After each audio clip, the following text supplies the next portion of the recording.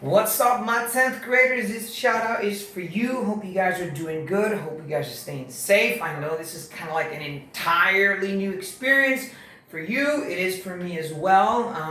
Believe it or not, this makes me feel kind of awkward because I'm talking to my phone. But I hope you guys can enjoy this. And if you're going to make fun of me, be kind and gentle. Spare my feelings.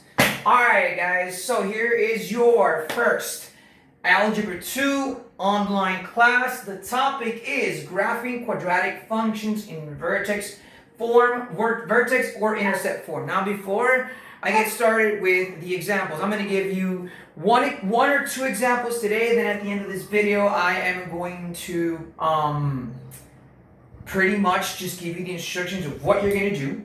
So real quick, what I'm going to do is I'm going to be giving my classes in blocks. So Monday, Wednesdays, and Fridays, I'm going to be uploading your math content. And then Tuesdays and Thursdays, I'm going to be uploading your science content. There was a message passed around in your chats. And hopefully, if the internet doesn't fail me, I can post that on your LMS this afternoon.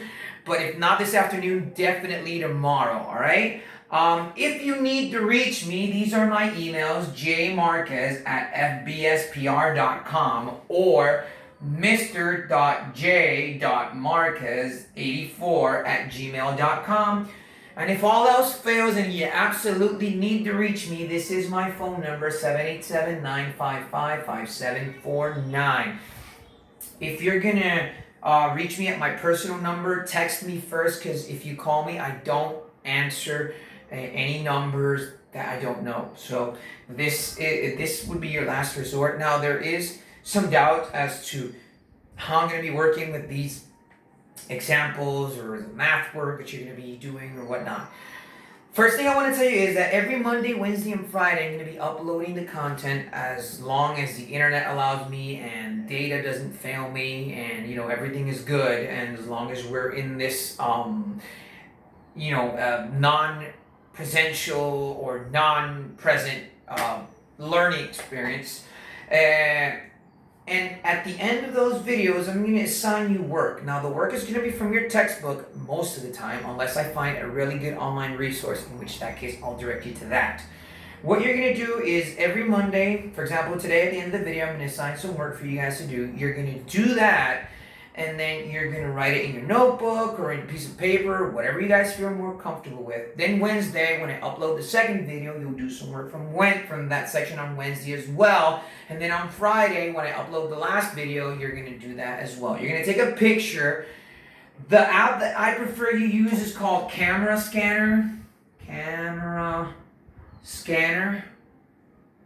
And I've used it, and the reason I like it is because it takes every picture and it turns it into a PDF file, so it's easier for you to send it via email to me. But if your phone is better than mine and it has a better camera and you just want to flex that you have a good phone with a good camera, then fine, you can take a picture of it and just send it through email. Don't text me the picture. Don't text me the picture. Do not send it to my personal phone, because via email it's easier for me to download and I'm able to actually store it in a digital file. If you absolutely must, if you have no access or some weird thing happens and you like to send it through a text message or through WhatsApp or whatever, then that's fine, but leave it as a last resort, guys. So if there's no questions, I'm going to leave this on the board. Also, remember the virtual classrooms. We'll be working with that sometime during Wednesday, Thursday, or this week. We're still kind of getting our whole feet wet in this, new process, but we're getting there, guys. We're getting there. Just bear with me. Have some patience, and tell your parents to have some patience too. We're going to do the best that we can and make the best out of this situation. I mean, it's pretty cool when I get to give my class and I have to say, be quiet all the time. So this is cool for me. Anyway, guys, all joking aside, I'm going to leave this on the board real quick so that I can start with this topic, okay? And then at the end of this video, I'll give you guys some work to do. So I'm going to leave that on there for another 5 seconds. So 5, 4, 3, 2, 1. Time's up, guys. I'm going to erase it. The good thing about this is you can pause and rewind and take a look at that again, right? Anyway, let's get down to the nitty-gritty. So here we go, officially underway with your first online class. Yay! All right, here we go. So the topic is graphing quadratic functions in vertex or intercept form. Now I'm going to talk about vertex form first, and if I have the chance, I'll talk about intercept form, but if not, then I'll definitely leave that up for Wednesday. Anyway, as I was saying, ladies and gentlemen, now in our previous section, section 4.1, we talked about standard form, and we said that standard form is f of x equals ax squared plus bx plus c, where if a was greater than 0, the graph would smile and it would open upward, right? Because we all like positivity. And if a is less than 0 or a negative number, the graph would frown because we don't like negativity, right? Anyway, what basically, in this case, the vertex form, what it is another way of actually expressing a quadratic function. So, let's get down to this. This is the formula. The formula for a quadratic function in vertex form. We say y equals a times x minus h squared plus k, where x and k are my vertexes, and x equals h is my axis of symmetry. Remember, the axis of symmetry is basically the number where the parabola is divided in two, and the vertex is the point, right? That can be, if the graph opens upward or smiles, it could be the minimum, or if the graph opens downward, it can be the maximum. So what we have here is we have an example of that, and we're going to try to do this in as easily as possible. Okay, so real quick, and you're going to see me kind of do this and go back and forth. Don't worry, just think you're in class and when I have to look at the numbers in the book and all that stuff. So A is what we would call, or H and K, is the vertex, and the axis of symmetry is H. So in this case, what we're going to do is the first thing is identify. Now I want you guys to understand something real quick. X minus h is the formula and x plus h is the formula. Now the x minus h actually means that h is positive. So if I were to have y equals a times x plus h squared plus k, what the plus h actually means is that this, guys, is negative. So in reality, this is like saying x minus negative h plus k. Okay, so the first step is to identify the constants, and you're going to see this pan out right here. So the first step is to identify the constants. A is negative 1/4, so this graph is going to frown. X is actually negative 2. Just like I was explaining, if there's a positive here, in reality that means minus negative, so this is negative 2, and k is actually 5. So once again, ladies and gentlemen, we have our vertex, and our vertex is going to be negative 2 and 5, and our axis of symmetry, x equals negative 2. So what you want to do is you want to start plotting the points. So let's do that real quick, okay? So we know that our vertex, in this case, is going to be a maximum because the graph is going to open. You see, let's pretend we didn't see that. The graph is actually going to open this way. So we have negative 2 and positive 5. 1, 2, 3, 4, and 5. And that's going to be here. And then our axis of symmetry is x equals negative 2. So what that means is the graph is actually going to be divided in half. And remember, like we did in our first section, what that means is that we're going to have points that are going to be reflected. So once I've done that, once I've identified my constants in graph, the second step is to evaluate the function. Okay? Evaluate the function.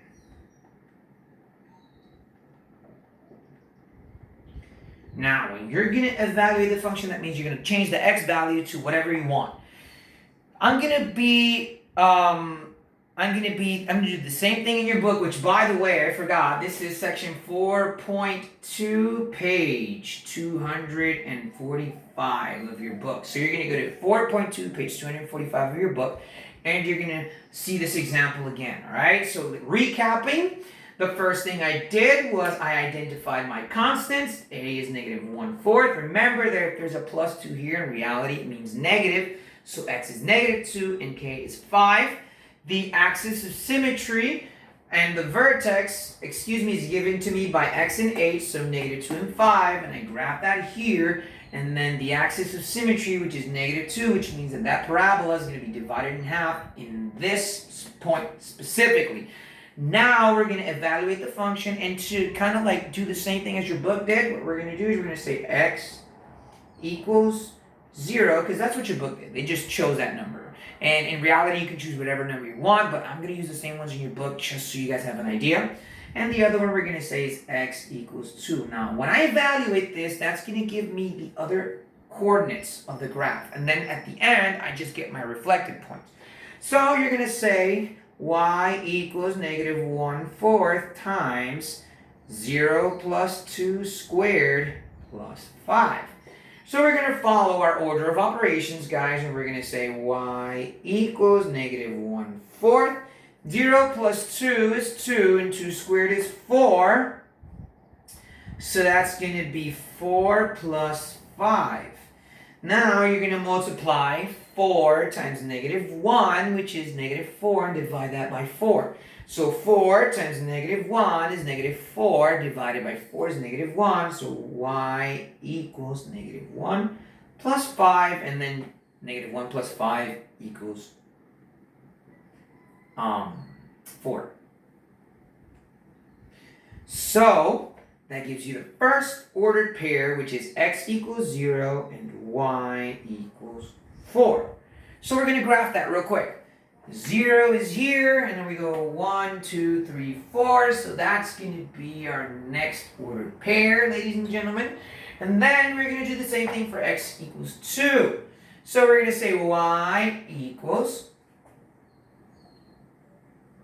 negative 1/4, and what we're going to do is we are going to change the x to 2 in this case, and then we're going to say 2 plus 2 squared plus 5, and we use our order of operations, so basically y equals negative 1/4.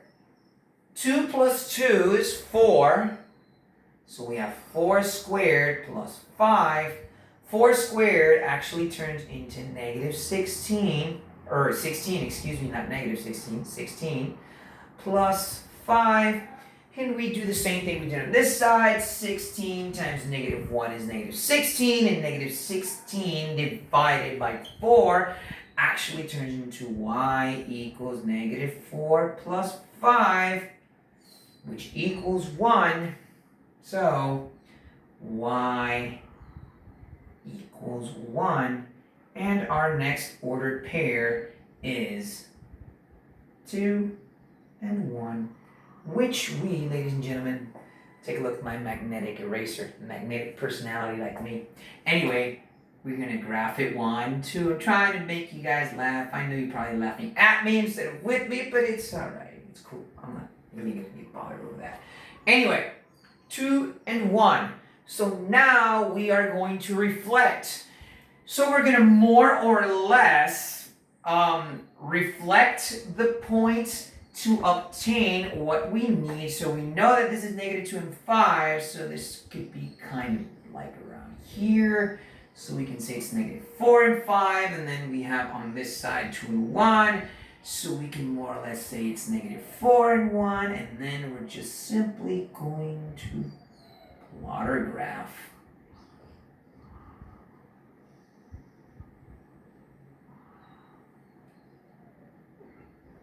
And we're done with our example, guys. Simple, easy, non-stressful, nothing to worry about. Here is your example. So once again, to be able to do that real quick, now what I'm going to do is I'm going to only give you this example, assign some work for you to do, and then on Wednesday we're going to continue with the other example real quick. So kind of recapping, okay?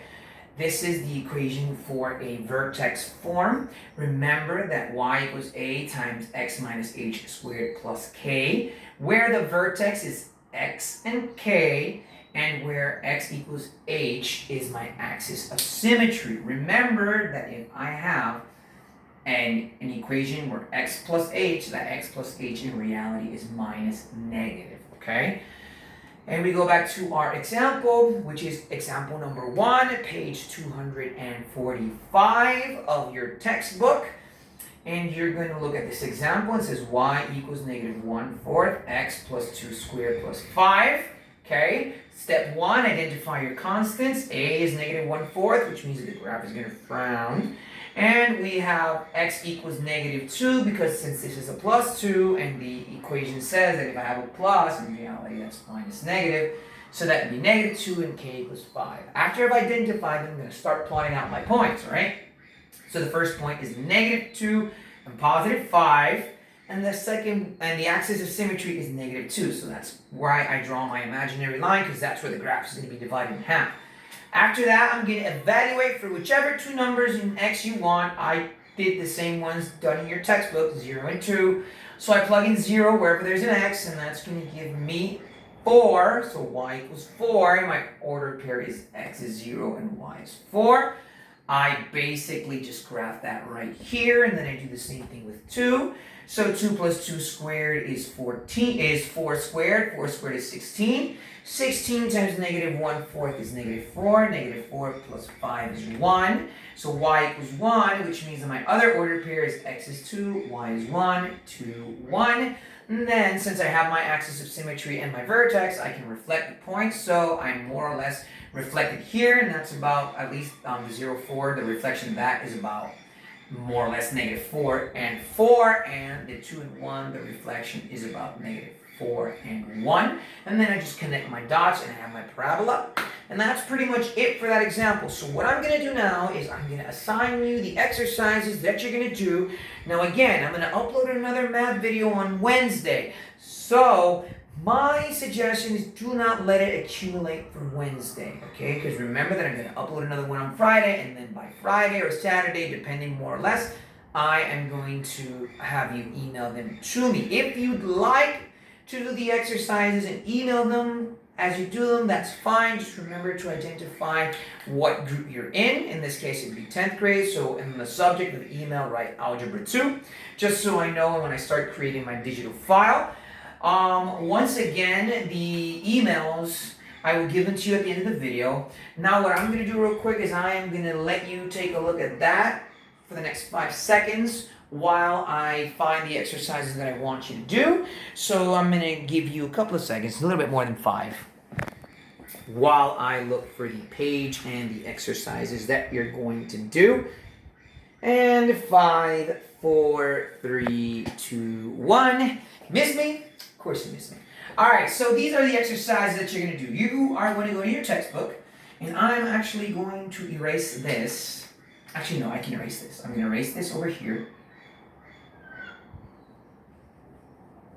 Okay, I'm going to erase this over here so that you guys know what you're going to do, and you're going to go to your guided practice.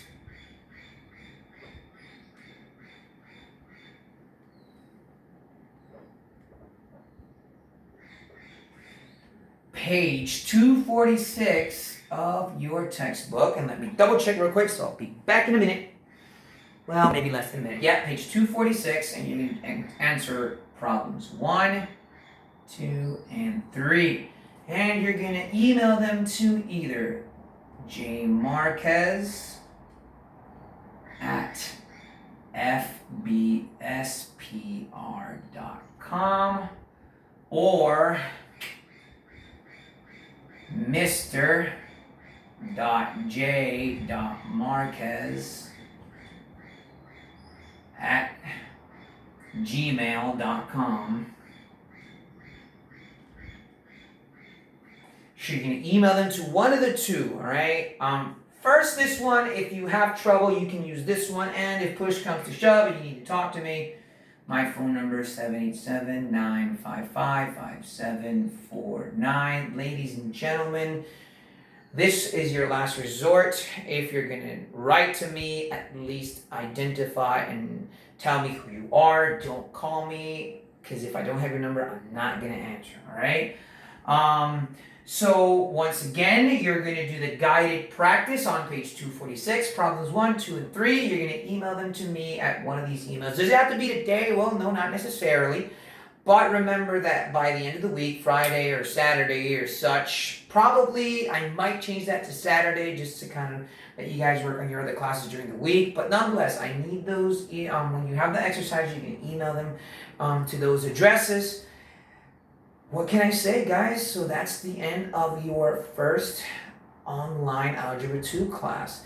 So, I know you missed me. You thought you'd get rid of me, but it's okay. I'm still here. So remember, this is your favorite math teacher signing off. So bye.